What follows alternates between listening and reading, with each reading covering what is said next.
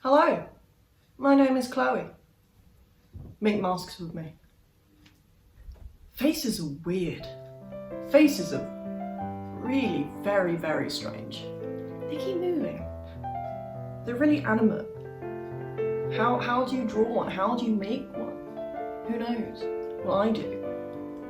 I'm going to share that knowledge with you. I'm going to be demonstrating how to draw a face through self-portrait. That sounds really narcissistic, and not gonna lie, it is a little bit, but at the same time, self-portraits are really useful because you're the person that has to wear your mask. Like, the thing with these gunpaper masks, you're the only person who is going to be able to wear this mask. And I love that about this. These masks are personal, they're yours. And no one else can take that away from you, because it'll only fit your face. In saying that, don't let anyone else try and wear your mask. I should have mentioned that in the last one. Don't let anyone else wear your mask. But yeah, you need to understand your own bone structure, I think that's a really important thing to do. So also, I needed the practice. You know, I needed the practice of self-portraiture. I don't have to justify myself to you. Nah. But yeah, self-portraits, really useful. And hopefully in doing so I can demonstrate just a little bit about where the shapes, shadows, ins and outs of the face, and maybe you can learn a little bit about that from my self-portraits. These drawings aren't pretty. You know, these aren't gonna win Best Drawing of the Year award. And if you're going to do the same as me, if you're gonna follow me along and do a self-portrait, these don't have to be pretty. Nothing that I make is particularly pretty.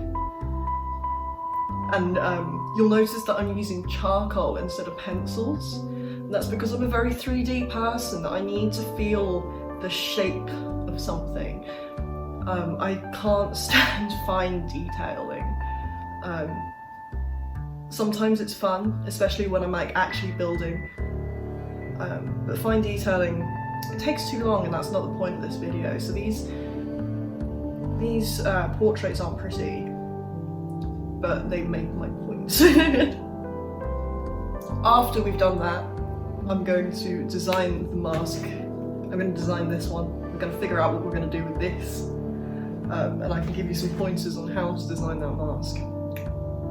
So, first up, to all those people who say, oh, I don't need a design. It's all in my head. I will destroy you. I'm deadly serious. You need a visual reference, right? You need a visual reference of what you're building, because otherwise you're going to get halfway through your mask and you're going to have no idea how to continue. Because especially if you don't have that background in art and design, if you're not used to drawing faces, if you're not used to building things like this, if you don't understand the basic structure, you're going to get halfway through your mask and not know what you're doing. Then you're going to come crying to me, right, and say, help me Chloe, help me with this mask. Cool. What are you building? Oh, it's all in my head. How can I help you if I can't see what you're doing, right? You know, you don't have to draw your own references. You don't have to do that. You don't have to draw your own references. You can get someone else's. You can get multiple. If you say, I want this mask to have horns like this, a nose like this, and a mouth like this. Fantastic, great, do that. You know, but you need to have something to refer back to look at, to understand. And I would strongly suggest that you do some drawing work in the human face, and, you know, in the face that you want to make, in both, because you need to know both. If you want, I can't help very much with ideas for your actual mask, because you're all going to be making something different, and that's great, like, wonderful. I'm just here to try and give you a little couple of skills to kind of help you along. But if you want a book with really lovely references in mythological creatures, then I got this for Christmas. It's called An artist's field guide to designing fantasy creatures, and I love it. It's my favourite book now. And it's got some really wonderful drawing ideas, so it kind of helps you with the basics of getting through your designs. The face is this big, okay?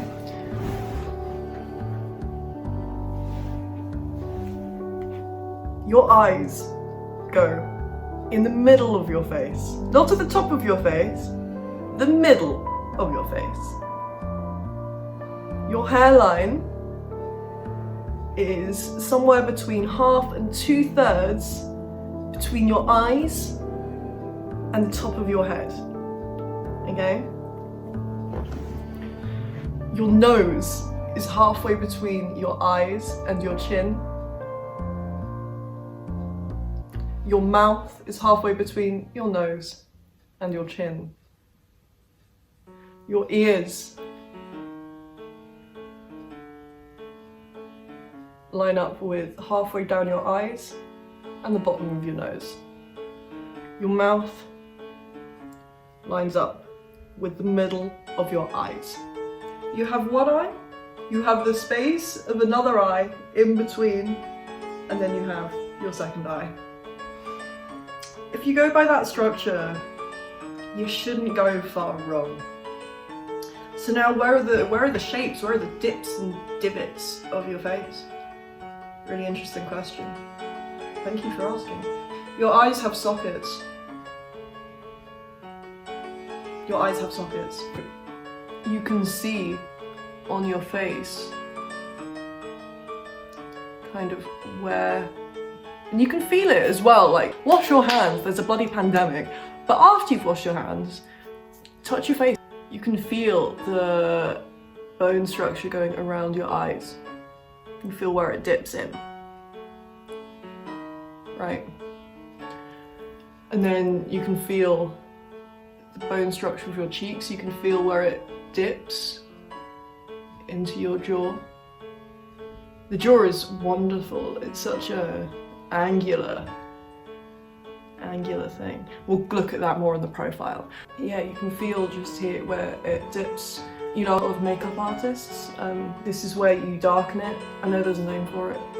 It's like highlights and low lights? I'm not a decent, well, I'm a girl, right? But makeup has never been a thing. This is a very interesting point, like your cheeks kind of below your cheekbones. And then around your nose. Your nose has, I think, laughter lines. But every face has them, whether or not you're wrinkled. Old, young, wrinkled, not. You have laughter lines, right? And they go all the way down, around your face. Sometimes they're really obvious, sometimes they're not, but they're always there.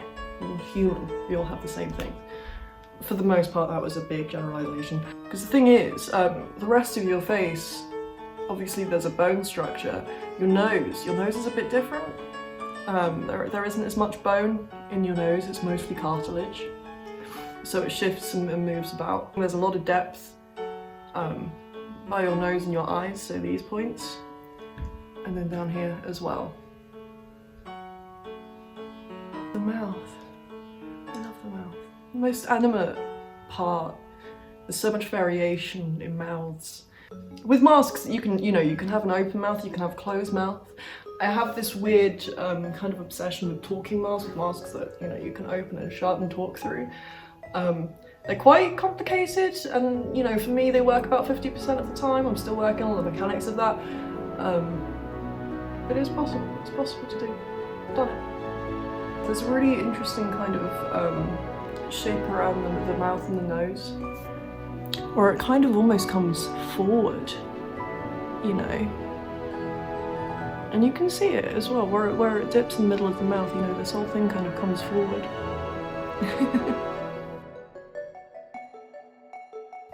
God, I hope this is helpful for someone.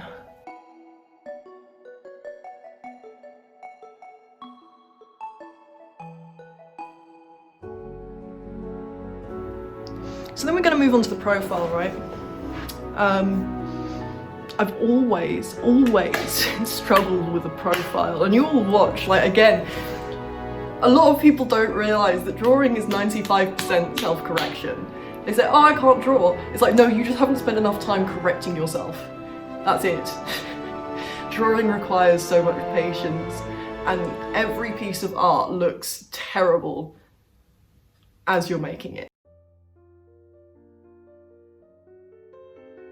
That's just how it is, that's okay, you know? And I'm hoping that in putting my drawings up here you can feel a little better about your own drawings.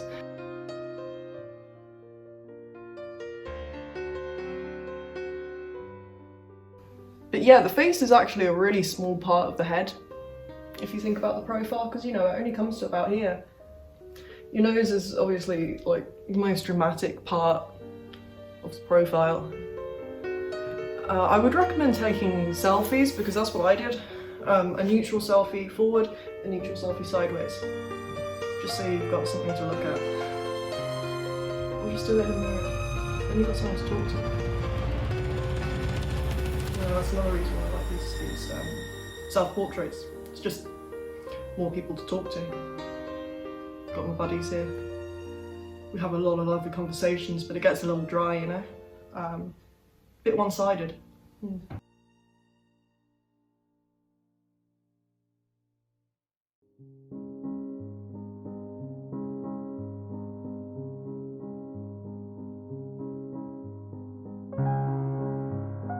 The profile, you can really explore the shape of the mouth. Mouth kind of coming forward. You can really see that in the profile, along with the cheekbones and how the cheeks, kind of the roundedness of the cheekbones on, you know, going towards your nose really shows it off. Obviously everyone's face is different, so yeah, have a little explore. I know you've done it. I know you've done it. You've looked in the mirror and made stupid facial expressions. Keep doing it. Keep doing it.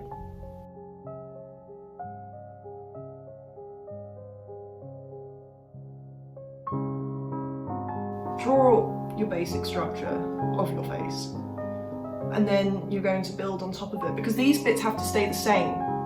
You know, you can design your nose, but, you know, your nose has to fit underneath it. I found in this time round that drawing the profile for my mask was really helpful, because I could see all these shapes that I wanted to happen, but if you don't know how they're going to happen, then you're going to get stuck.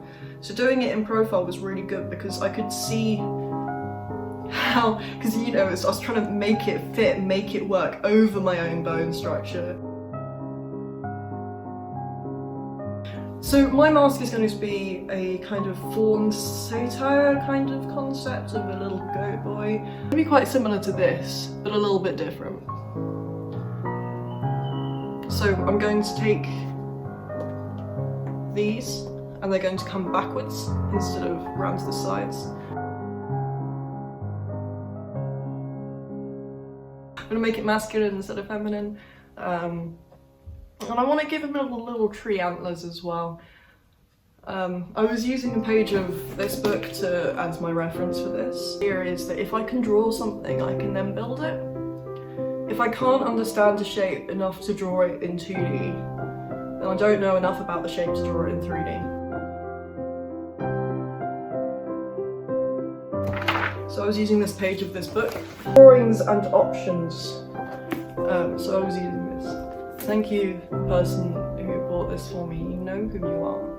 So with the fawn, I want to accentuate the cheekbones, because I think, you know, I want to raise it. I want to give it this whole kind of lifted, drawn back feeling. I also want to relate it more to the goat. They don't have these big old noses, they have kind of muzzles. So they don't have this whole dip between your eyebrows and your nose. They don't have this little part here. For them, it starts at the forehead and kind of curves all the way down. So that's going to be an interesting one to build over my face. And that's another thing that I really had to work on during the profile, was that, you know, I had to figure out how to make this muzzle. And then they also don't have, you know, this bit of the nose which comes back down, so I'm gonna have to build up around here as well while keeping my nostrils intact, because again, the nostrils and the eyes are the only bits of the mask that can't move, that can't be changed, because you need to be able to see out of it, you need to be able to breathe out of it. I decided to give him an open mouth because I quite like to talk through this mask. I don't want to do loose jaw one where it talks. I don't really want to do that today or this time through, but I would like to be able to talk through it. So the mouth is going to be open, but I will show you how to do a closed mouth as well. And he needs a beard. The thing is, I've never worked with fabric. I've never worked with hair before.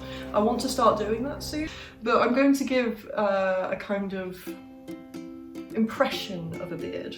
I have just realised that I forgot to draw the ears on the second profile. I will make sure that I draw them on next time we start using it. But the ears are going to be drooping downwards and kind of going back. The horns, also going back, are going to be very curly and very lovely and very elegant. And I want to give this creature an ancient feel. All my masks seem to have this ancient feel of someone who's been going for thousands of years. I really like that timeless essence of it.